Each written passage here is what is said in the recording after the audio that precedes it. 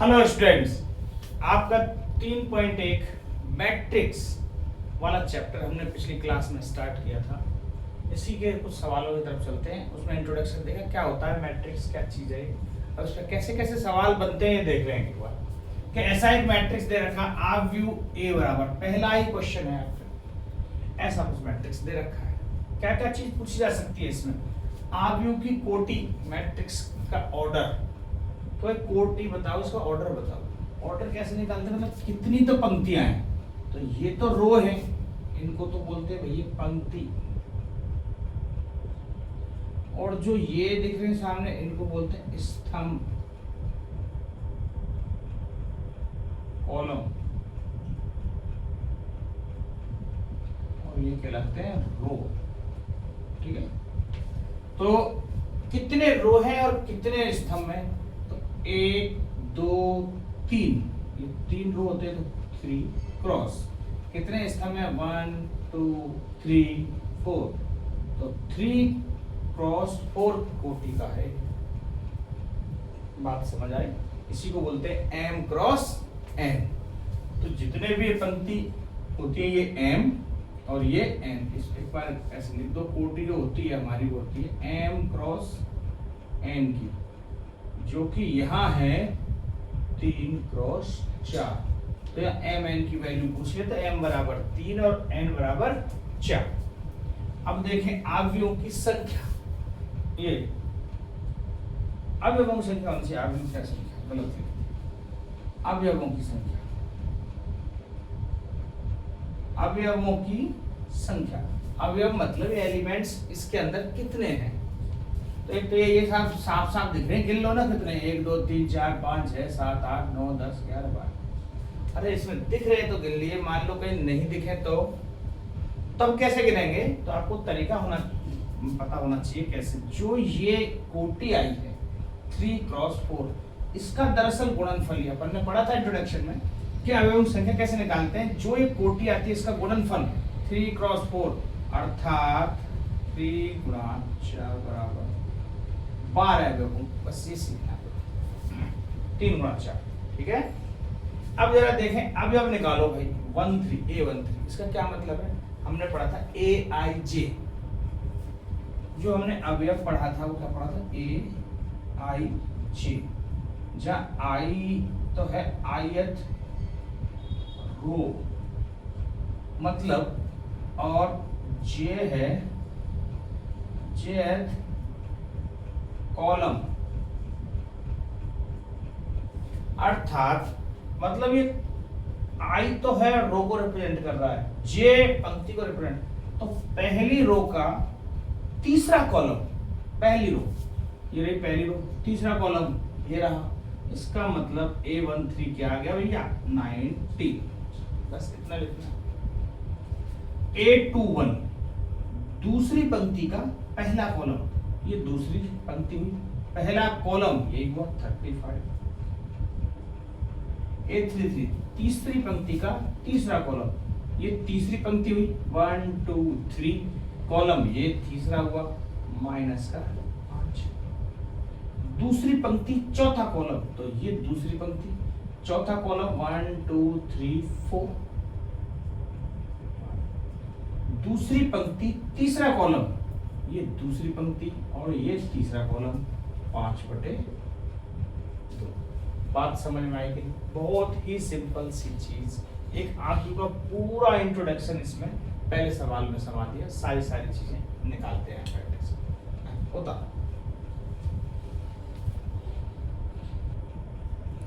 ये दूसरा सवाल देखो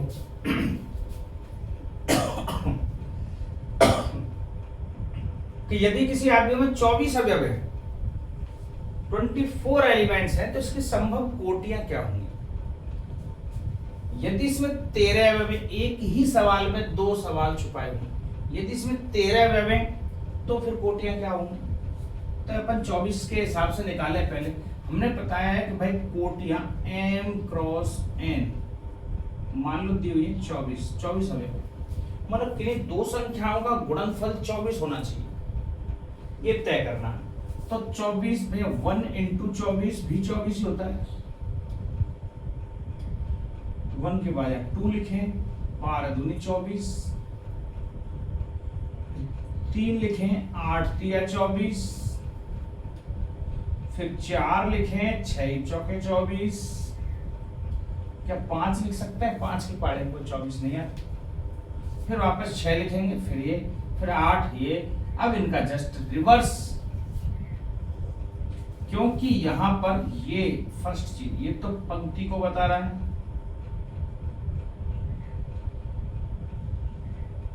और ये स्तंभ को बता रहा है। 4 पंक्ति 6 स्तंभ, 4 रो 6 कॉलम। तो ये ऐसा भी तो हो सकता है 6 रो 4 कॉलम, तो मतलब 4 तो ये बन गए, वापस इसको 24 इंटू 1 ये बराबर 24, फिर 12 इंटू 2 ये बराबर 24, फिर 8 इंटू 3 ये बराबर 24,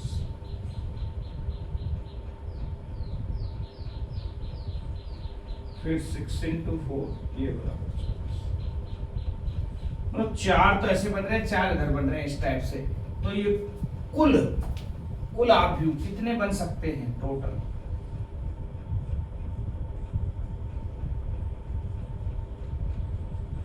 चार इधर और 4 इधर, अर्थात 8। ये इसका आंसर। कब? जब यदि m क्रॉस n कितने दे रखे हैं? 24। यदि m क्रॉस n 24 है तब। अब उसने कहा है भैया यदि इसमें 13 ही अवयव हैं, अर्थात m cross n equal to 13, ये दिया रखा है। तो अब बताओ कितने मैट्रिक्स बन सकते हैं? तो किन्हीं दो संख्याओं का गुणनफल 13 आए, वो कौन संख्या हुई? 1 इंटू 13 होता है, और एक 13 इंटू 1 ये 13 होता है। ऐसा क्यों? क्योंकि ये एक अभाज्य संख्या है।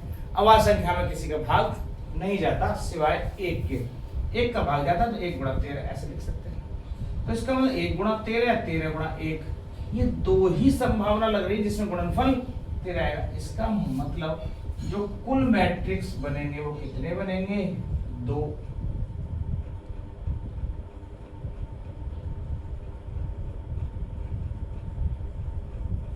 बोलो बात समझ बैठे। सेम टू सेम डिट्टो सवाल तीसरा है। तीसरा एकदम डिट्टो इसी टाइप का सवाल है, होता है।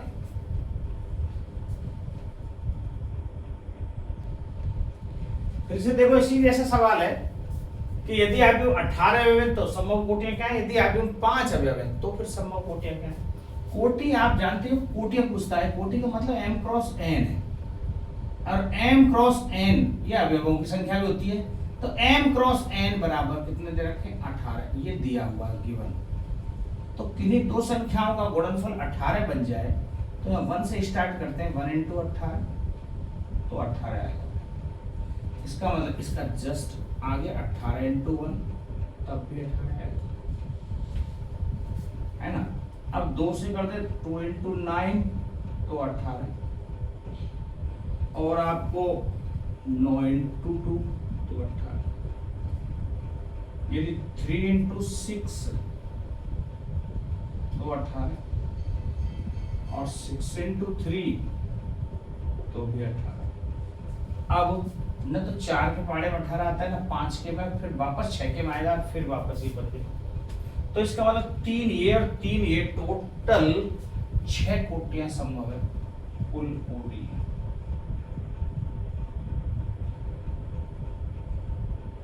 कुल कोटियां कितनी आएंगी? 6।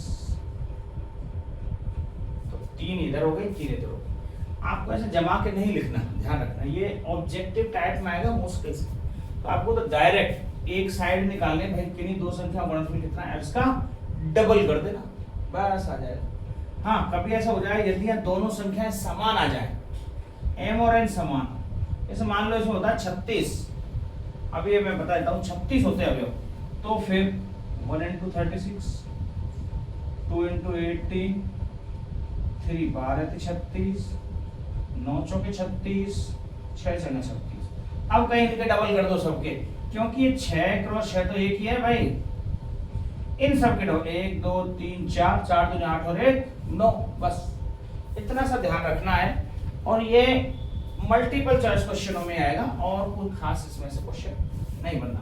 एक किधर और देखें, जैसे 2 सवाल छुपे हुए उसमें भी दे रखे, यदि 5 अवयव हो तो भैया m क्रॉस n बराबर यदि 5 दे रखा है, उस स्थिति में तो आपको ये देखना है कि यदि संख्या दी हुई जितने अवयव दे रखे हैं वो एक अभाज्य संख्या है। जैसे भी 13 दे रखी थी, 5 भी अभाज्य संख्या है, 13 है, 7 है, 11 है, 19 है, 17 है। यदि ऐसी संख्या दे रखी हैं तो डेफिनेटली उनके 2 ही बनेंगे, क्योंकि 5 का गुण 1 इंटू 5 और 5 इंटू 5 1। इसके अलावा 2 ही रूप बन सकते हैं, जब या तो एक पंक्ति 5 स्तंभ हो या 5 पंक्तियां 1 स्तंभ, तो 2 कुल कोटि कितनी बन जाएंगे इसमें? ओनली 2।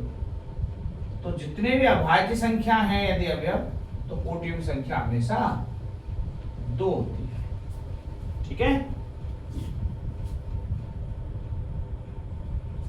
होता। अब एक चौथा और पांचवा सवाल भी ऐसा ही है। देखो अब इसमें एक मैट्रिक्स की रचना करनी है 2 क्रॉस 2। ये दिया हुआ आएगा भाई आपके पास, क्योंकि इस संबंध से हम किसी भी मैट्रिक्स की रचना कर सकते हैं। तो ये दिया हुआ आएगा कितने करने हैं, 2 क्रॉस 2 मैट्रिक्स बनाना है। तो सबसे पहले जब ऐसा बोला जाएगा भैया 2 क्रॉस 2 का मैट्रिक्स बनाओ, मैं मान लो आपको पहला सवाल ही करके बताता हूँ, दूसरे तीसरे आप खुद कर सकते हो बहुत ज्यादा कोई कठिन है नहीं। या थर्ड वाले को बताता हूँ, पहला दूसरा आप करना। ये थर्ड वाला सवाल बता रहा हूँ, ये और ये फर्स्ट और सेकंड आपके होमवर्क के लिए है, क्योंकि बहुत ही सरल है, इसलिए सारे बताना मैं उचित नहीं समझता बहुत ज्यादा। सेकंड इसको करना सबसे पहले, तो 2 क्रॉस 2 की रचना करनी है। तो सबसे पहले 2 क्रॉस 2 का मैट्रिक्स बनाओगे। 1 2 1 4 अवयव ऐसे कुछ हो। अब इन चारों के अवयव लिखें और इसको लिखते हैं अपन 2 क्रॉस 2। तो यहाँ पे तो आएगा भैया A11 पहली पंक्ति पहला स्तंभ, पहली पंक्ति दूसरा स्तंभ, दूसरी पंक्ति पहला स्तंभ, दूसरी पंक्ति दूसरा स्तंभ। 2 क्रॉस 2 में कभी भी हम कोई मैट्रिक्स बनाएंगे उसमें ये 4 अवयव ही विद्यमान होंगे। बस अब हमें इनका मान रखना है, इतनी सी बात। यदि मुझे इनके मान पता चल जाए A11, वो यहां से पता चलेंगे AIJ, इसका मतलब A11 मुझे ये ज्ञात करना है। तो यहाँ I की जगह क्या है 1, J की जगह क्या है 1, दोनों जगह 1 1 है, और IJ में संबंध यहाँ दे रखा हुआ, तो यहाँ 1 I की जगह 1 लिख दिया, J की जगह 2 इंटू 1 ये लिख दिया, इसका स्क्वायर कर दिया बटे 2, अर्थात 2 एकम 2 और 1 3 का स्क्वायर करेंगे तो 9 बटे 2। तो इसका मतलब A11 जो आया है वो 9 बटे 2 आया है, और ये 9 बटे 2 ये अपनी जगह भर चुका है। 3 अवयव और भरने। अब A12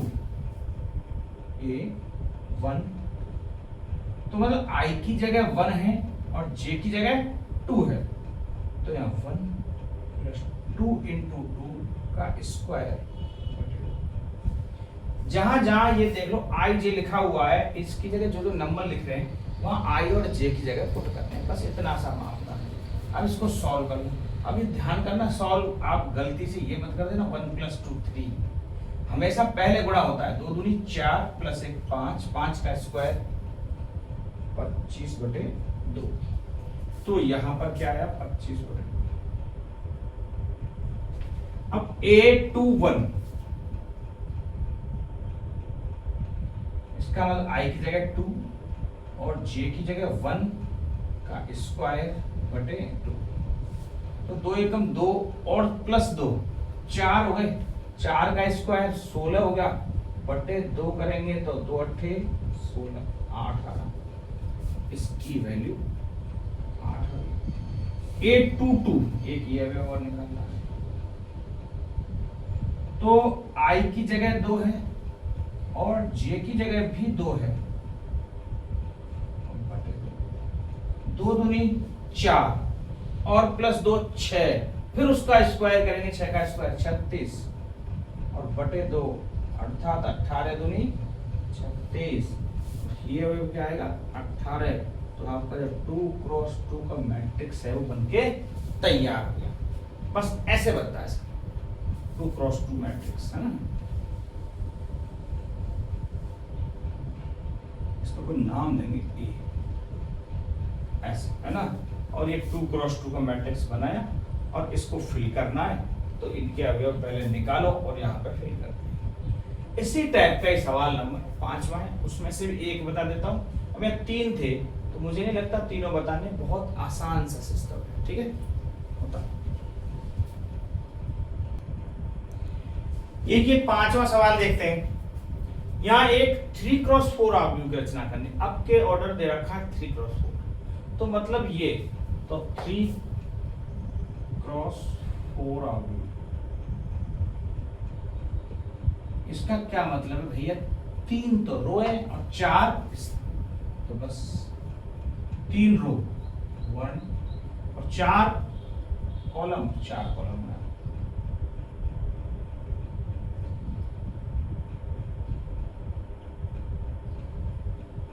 ये बन गया आपका 3x4।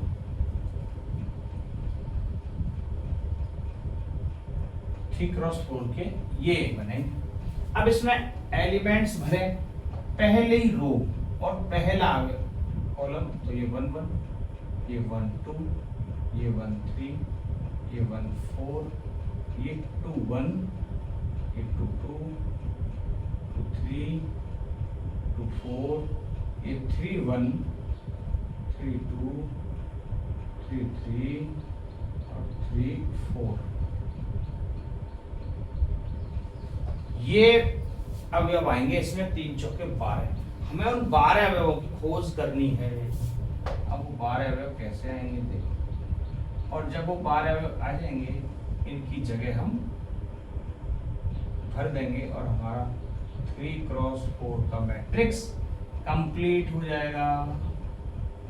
वो बात समझ आ रही है, तो वो कैसे बनेंगे जरा यहाँ देखो। मुझे कितने सारे अवयव चाहिए, A11 यहाँ से निकालेंगे, AIJ लिखा हुआ है, A11, फिर A12। अब आप चाहो तो सारे निकाल दो, चाहो तो केवल 3 4 एक निकाल के फिर लिख देते सेम दिस। इसी प्रकार, बस इसी प्रकार लिख के अपन ऐसा कर सकते हैं। A13 जरूर नहीं ऐसे सारे निकालने हैं, ये ध्यान कर रख लो। जैसे आपको पता था A11, इसका मतलब I की जगह 1 है और J की जगह 1 है। ध्यान रखना मोड लग रहा है 1/2 -3 गुणा +1। -3 का 1 से गुणा करेंगे माइनस का 3, -3 में 1 जोड़ दिया तो -2। चूंकि मोड लग रहा है तो -2 को तो फिनिश कर देगा भैया, 2 ही बचेगा केवल। तो 1/2 तो पहले से और 2 ये 2 से 2 कट जाएगा, 1 आएगा। तो इस 1 1 की वैल्यू क्या आएगी, तो इसकी जगह में 1 बैठा दूं बस यार। अब 1 2 में देखो 1/2 -3, I की जगह 1 और J की जगह 2, तो -3 +2 -1 आएगा, लेकिन वो प्लस का बन जाएगा और बराबर 1/2 ही आ जाएगा। तो मैं यहाँ 1 2 बन जाएगा 1/2। अब 1 3 इसी प्रकार 1/2, I की जगह 1 है और J की जगह 3 है, 3 अब ये 0 आ गया भैया। यहाँ पर क्या आया है 3 - 3 0, 0 का मोड तो 0 ही है। 1/2 गुणा 0 करेंगे तो वापस से तो 0 ही बन जाएगा। तो एक 1 3 वाली जगह 0 आ गया। एक 1 4 और निकाल लो, 1 4 1/2 -3 × 1 +4, तो -3 और +4, तो प्लस का 1 आएगा। प्लस के 1 का 1/2 से गुणा करेंगे तो कोई फर्क ही नहीं पड़ना, वैसे ऊपर ही डिट जाए 1/2 वापस। तो यहाँ पे फिर से 1/2। ये पहली पंक्ति आपकी कवर हो गई। अब हम इतने निकालने के बाद ऐसे लिख सकते हैं इसी प्रकार। हालांकि एक और निकालता हूँ 2 1 1, 2 2 1 निकाले साहब, 1/2 माइनस का 3 इंटू 2 प्लस 1, 3 दूनी 6, 6 में से 1 गया तो माइनस के 5, ये प्लस के बन जाएंगे। और 1/2 का यदि 5 से गुणा करेंगे तो 5/2, और 2 बनाया वो क्या आएगा हमारा 5/2। बात समझ आए? तो अब ऐसे ही लिखेंगे अपन इसी प्रकार, जरूरी नहीं है पूरी कैलकुलेशन आप करो। तो A22, अब मैं डायरेक्ट वैल्यू लिख रहा हूं, तो यहाँ 3 दूनी 6 में से 2 गए तो माइनस के 4, 4/2, और ये 2 आ जाएगा। क्योंकि मोड लग रहा है तो माइनस प्लस का तो कोई मतलब ही नहीं है, ठीक है। अब भैया A23 की बात करें, 3 दूनी 6 प्लस 3, 6 में से 3 गए तो 3/2, 3/2 आ गया।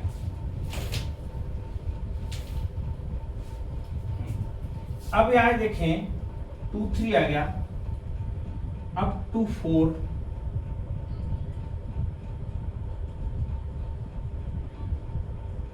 एट 2 4 निकालते हैं।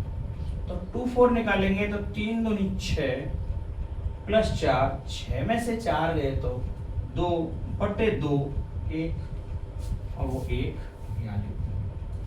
अब A31, अब के I की जगह 3 है, 3 तिया 9, 9 में से 1 गया तो 8, क्योंकि माइनस है ध्यान रखना इसलिए घट रहा है। 8, 8/2 करेंगे तो 4, तो यहाँ 4 लिख देंगे। अब A32 निकालेंगे, 3 तिया 9, 9 में से 2 गए तो 7, 7/2, क्योंकि आगे 1/2 लिखा, 7/2। फिर 3 3 निकालेंगे, इसमें 2 3 निकालेंगे, अच्छा हाँ, फिर 3 3, A33 निकालेंगे, तो 3 तिया 9, 9 में से 3 गया तो 6, 6/2 करेंगे तो 3, यहाँ 3 आ जाएगा।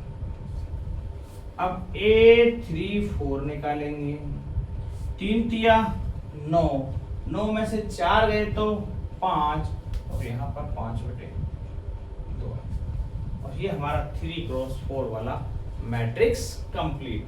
ये पहला सवाल क्या है, इसमें 2 दे रखे हैं, तो दूसरा आपके लिए होमवर्क, वहां 3 दे रखे थे उसमें से 1 बता दिया। बहुत ज्यादा चीज कठिन नहीं है, इसलिए मैंने इसमें से एक सवाल बताए, और इसी प्रकार से हम लोग, ठीक है बता। अब देखें 6वां और 7वां, ये 2 सवाल आए इक्वल मैट्रिक्स पर। चौथा और 5वां हमने मैट्रिक्स की रचना करना सीखा, मैट्रिक्स बनाएंगे कैसे। अब ये इक्वल मैट्रिक्स, यदि कोई 2 मैट्रिक्स आपस में बराबर दे रखी हैं तो इसका मतलब ये है कि उनके करस्पॉन्डिंग एलिमेंट्स हैं वो हमेशा बराबर हो। करस्पॉन्डिंग संगत अवयव, संगत अवयव मतलब A11 इसका और इसका A11 बराबर होगा, A12 इसका और A12 इसका बराबर होगा, A21 इसका तो A21 इसके बराबर होगा, A22 इसका तो A22 इसका बराबर। इसका मतलब ये संगत अवयव बराबर होते हैं। तो हम क्या लिखेंगे, जैसे पहला ही सवाल करें, तुलना करने पर, ऐसा वर्ड लिखेंगे पर, तुलना करने पर, कंपेयर करने, तो आपस में तुलना कर रहे हैं 4 को y से, तो 4 बराबर y होना चाहिए, बिल्कुल 4 बराबर y, तो y की वैल्यू आ गई है। तो 3 बराबर z, z की वैल्यू आ गई, x बराबर 1, ये x की वैल्यू आ गई, x y z की वैल्यू निकल गया। इसमें बहुत ज्यादा कुछ करना ही नहीं था। यहां पर भी ऐसे लिखेंगे, तुलना करने पर, ठीक है।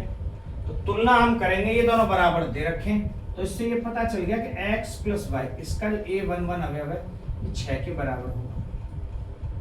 लेकिन अब यहाँ 2 चीजें, अब हम इन दोनों को कैसे निकालेंगे। तो जो x y वाला है इसके पास में कोई x y का ही लिखेंगे तो बैठ पाएगा। ये x y है, x y बराबर 8, ये समीकरण 1 और ये समीकरण 2। अब आप इनको हल कर लेंगे आराम से। दो संख्याओं का योग 6, दो संख्याओं का गुणनफल 8, कौन संख्या है 4 और 2 6। x बराबर 4 भी हो सकता है और 2 भी, y बराबर 2 हो सकता है और 4 भी। तो इन दोनों का गुणनफल 8 आना चाहिए, आ रहा है, दोनों का योग 6 आना चाहिए, आ रहा है। अब अवयव 2 हो गए, तो x और y की वैल्यू जो है 2 आई, ठीक है, तो 2 आ सकती है, कोई बड़ी बात नहीं है। z की बात करें 5 प्लस z, 5 प्लस z 5 और z बराबर 1 कैसे, 5 माइनस 5 इधर जाएंगे घटेगा ना, ये 0, z की वैल्यू 0 आ गई। ये समीकरण नंबर 3 था। तो x y z तीनों के मान आ गए। ये मान आप सोचो कैसे निकालेंगे, तो मैं तो डायरेक्ट आपको दिख रहे हैं, x की वैल्यू 8/y, या तो यहाँ रख दो, या यहाँ से x की वैल्यू निकाल लो 6 माइनस y, यहाँ रख दो, द्विघात समीकरण बनेगा इसमें। अब द्विघात समीकरण हल करेंगे तो यही वैल्यू आएगी। अब ऐसा जरूर नहीं है कि द्विघात समीकरण मुश्किल से आधे एक नंबर का सवाल आता है, यदि ये डिपेंड करता है नंबर कितने का है क्वेश्चन। यदि क्वेश्चन ज्यादा नंबर का है तो फिर आपको इसमें द्विघात समीकरण बना के सॉल्व करना पड़ेगा, और यदि ये कम नंबर का सवाल है, छोटा क्वेश्चन है, तो फिर अपन कैसे ही करो भले अपने हिसाब से, ठीक है। ये नहीं बताना भाई कैसे आया, हमें पता है ये आ गया, इनका योग इतना आ रहा है, इतना है, तो गुणनफल आ रहा है। बात समझ आ रही है।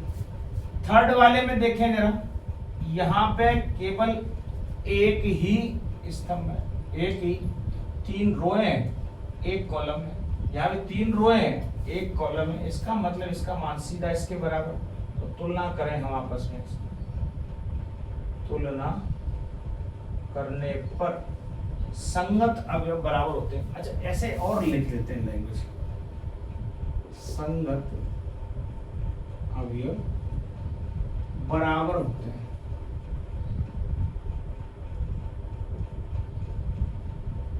ऐसे लिख देते हैं, तुलना करने पर संगत अवयव बराबर, तभी हम इनको बराबर लिख रहे हैं, है ना, क्योंकि ये इक्वल मैट्रिक्स की प्रॉपर्टी में संगत अवयव बराबर होते हैं, दोनों इक्वल दे रखे हैं इसलिए, है ना। तो तुलना करने पर संगत अवयव बराबर होते हैं, ऐसा लिखना है। तो इसका मतलब x plus y plus z बराबर 9, ये एक समीकरण पहला। x प्लस जेड बराबर क्या दे रखा 5, दूसरा y प्लस जेड बराबर 7 दे रखा, ऐसा कुछ दिया हुआ है। इसका मतलब x प्लस जेड डायरेक्ट इसमें रख दूं तो y का मान आ जाएगा 9 माइनस 5 4, y प्लस जेड इसमें रख दिया जाए तो 9 माइनस 7 x की वैल्यू आ जाएगी 2, और जब x और y आ गए 4 और 2 6 और तीनों का योग 9, तो z बराबर 3, तीनों निकल गए। अब आप इनको चाहे ऐसे दिया, समीकरण 2 का मान समीकरण 1 में रखने पर ऐसे निकलेगा, समीकरण 3 का मान 1 में रखने पर, ये बहुत ही सिंपल सी चीजें हैं। तो ये डिपेंड करता है कि नंबर कितने वेटेज का है, तो उसमें उतनी मेहनत की जाए, बाकी तो आसानी से मान निकल रहे हैं, अपन पढ़ते चले आ रहे हैं। इक्वेशन बहुत बड़ी इक्वेशन को लेने, ठीक है। उतार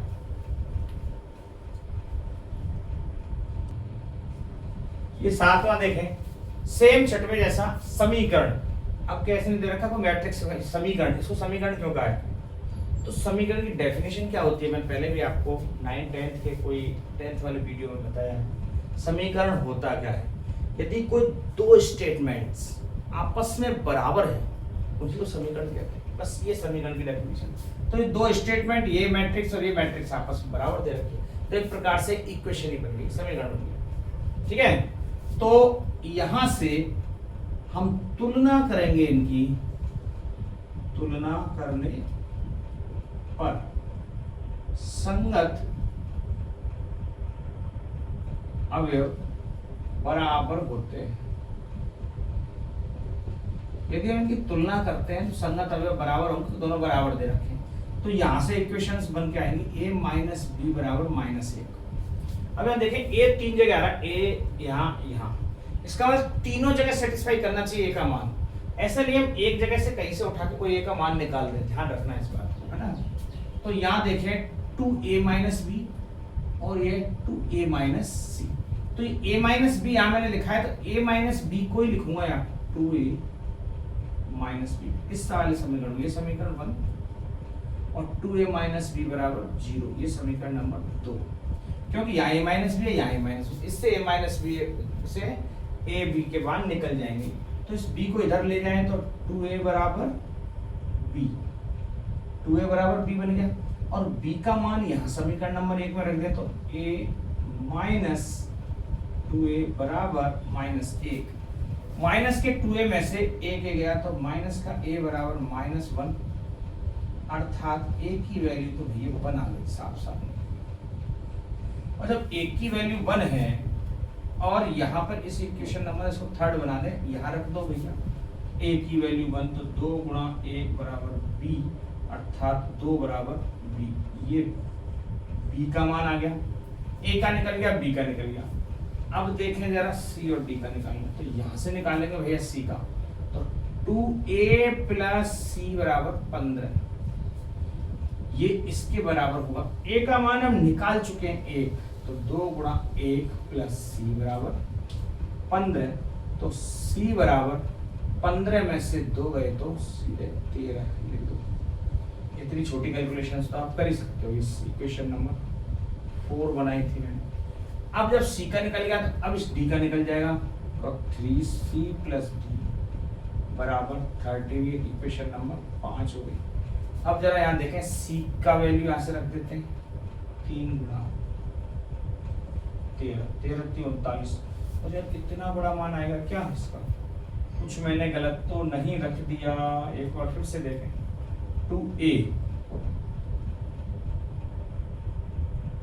2a प्लस c, a की वैल्यू तो 1 है, 1 प्लस c, तो 15 में से एक बार ये देखें संख्या सही लिखी है पर नहीं,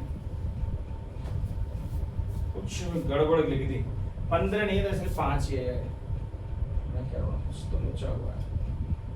5 में से 2 गए तो 3, 5 और नीचे 13, ठीक है। वो 15 लिखा हुआ आगे इसलिए गड़बड़ हो गई, ठीक है।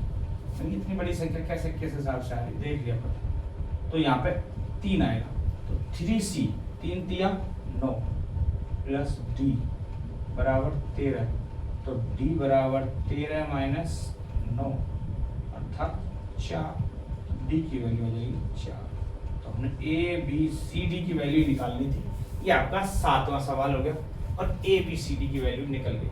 इनमें जो जो ऐसे दे रखे होंगे बस उनको इक्वल रखना है और समीकरण सरल करना तो आपको आता है, बस उस हिसाब से उनको हल कर, ठीक होता है। ये 8वां सवाल देखें, a बराबर a I J n cross n, एक वर्ग आव्यूह है, ऐसे कह रहा था एक वर्ग आव्यूह है।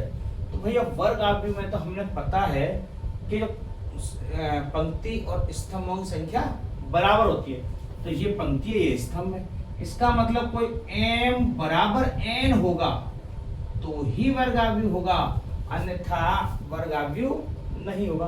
तो ये तो बिल्कुल सरल सवाल था। तो इसमें m और n में संबंध पूछा है, भैया m और n में क्या संबंध होगा, m बड़ा होगा छोटा होगा क्या होगा ऐसे। तो m और n बराबर होंगे तब कोई वर्ग आव्यूह बनेगा, नहीं तो वर्ग आव्यूह नहीं बनेगा। तो इसका मतलब 2 क्रॉस 2, 3 क्रॉस 3, 4 क्रॉस 4 बराबर होना चाहिए तब वर्ग आव्यूह बनेगा। ये 8वां सवाल हुआ। और जरा 9वां देखें, अभी जैसा हमने 7वां सवाल किया है उसी प्रकार का 9वां सवाल है। एक बार देखिए 9वां क्वेश्चन कि ये 2 आव्यूह दे रखे हैं और ऐसे पूछा x और y के किन मानों के लिए आव्यूह युग्म समान है। तो मतलब ऐसे कौन से मान रख दें कि x और y के जो बराबर आ जाए। तो देखें 3x प्लस 7 बराबर 0, एक और x कहाँ है, 2 माइनस 3x बराबर 4। अब दोनों से x की वैल्यू समान आनी चाहिए कायदे से। तो यहाँ 3x बराबर -7 और x की वैल्यू आएगी -7/3। यहाँ से -3x बराबर 4 माइनस 2, तो माइनस 3x बराबर 2, x बराबर माइनस का 2/3। तो x के दो मान कैसे निकल सकते हैं भाई? x का कोई एक ही मान होना चाहिए, -7/3, तो इधर भी -7/3। अब चूंकि ये दोनों, यहाँ भी x है ये भी x है, तो माइनस का जो 7/3 है वो नॉट इक्वल टू माइनस का 2/, ये दोनों बराबर थोड़ी ना है। तो इसका मतलब इसमें ज्ञात करना संभव ही नहीं है, मान ही नहीं निकाल सकते, तो मान निकालना संभव नहीं है।